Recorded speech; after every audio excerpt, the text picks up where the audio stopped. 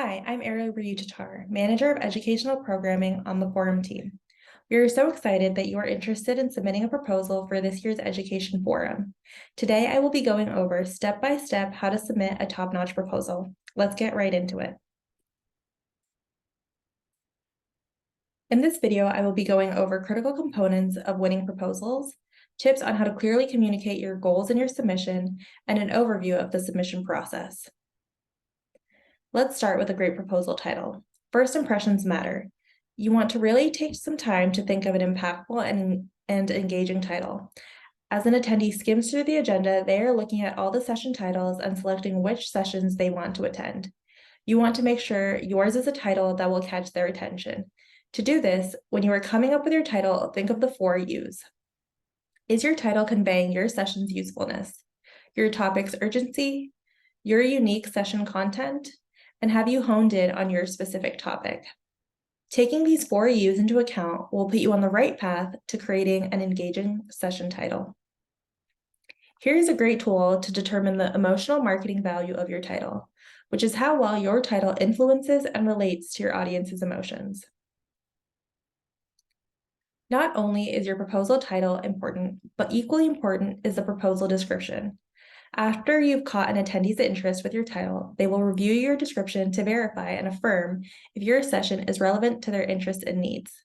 The most common feedback we receive from attendees is the importance of the session description and how it should accurately describe the topic and what the presentation will cover. They want to know what they can expect from attending your session. What is the benefit of attending your session, and why does this topic matter? If they attend your session, what will they learn? What problem should they have more answers to at the conclusion of the session? For research presenters, is this a question that is already known? Once you have your proposal outlined, come back to this list and make sure all these areas are addressed in your description. When you're putting together your learning objectives, think of these 3 items as your brainstorming. What do you want your participants to remember? What outcomes will they walk away knowing?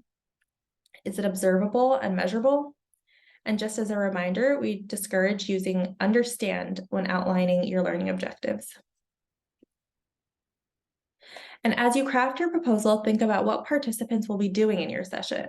This ties into the session format, which we'll be discussing in a few slides. You should also clearly outline your audience and how they will be engaged during your session.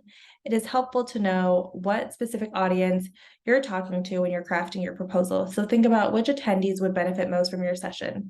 Is your session for new PA educator faculty, or is it for more seasoned PA educators who have been doing this for years?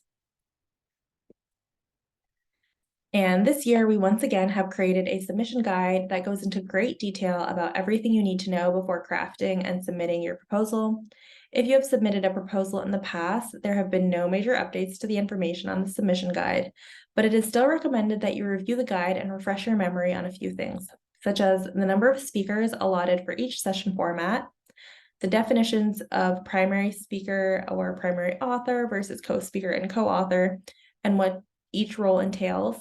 And lastly, we have detailed all the required components by session format to set you up for success. And here on the screen, we have our session formats. This year, we do not have any new session formats, and this is just a brief overview, but you can find a more in-depth description of the formats and their unique requirements in the session guide, as mentioned before. And as you are crafting your proposal, you want to think about which format works best for your topic and the content that you're sharing. For example, if your content requires a lot of group discussion and a lot of small group interaction, maybe you'll consider a makerspace workshop type session format. And just as a reminder, if you are submitting a proposal for an education session, it should fit into one of our session tracks or areas of focus. You can find descriptions of each track in the submission guide, and that will help you align your proposal with the best area of focus. And here on the screen is a list of our session tracks. And new this year, we have compiled a list of hot topics in PA education, and these are directly from our forum attendees. We asked attendees what topics and sessions they wanted to see at this year's forum, and these are the most common responses. We want to continue to provide education that is in demand and relevant to our attendees. So this is a great way to know what kind of information your audience is looking for. Now I'll take a moment to quickly review the research formats. As in previous years, we have research briefs, which are formal presentations of your scholarly research, and we have research posters where you will display your scholarly content alongside other poster presenters. And as a reminder, evidence of analysis and data collection are required at the time that you submit your proposal. A little bit more about this year's Education Forum. It will take place in person in New Orleans, Louisiana from October 11th to the 14th. Additional information about the overall programming is forthcoming, and any changes to formatting will be communicated to you if your proposal is selected. And by submitting your proposal, you agree to present either in person or via virtual format if necessary. But as a reminder, and like I said before, we are planning for an in-person forum in New Orleans, Louisiana. And lastly, here's the proposal timeline. So our call for proposals is now open and will remain open through March 1st.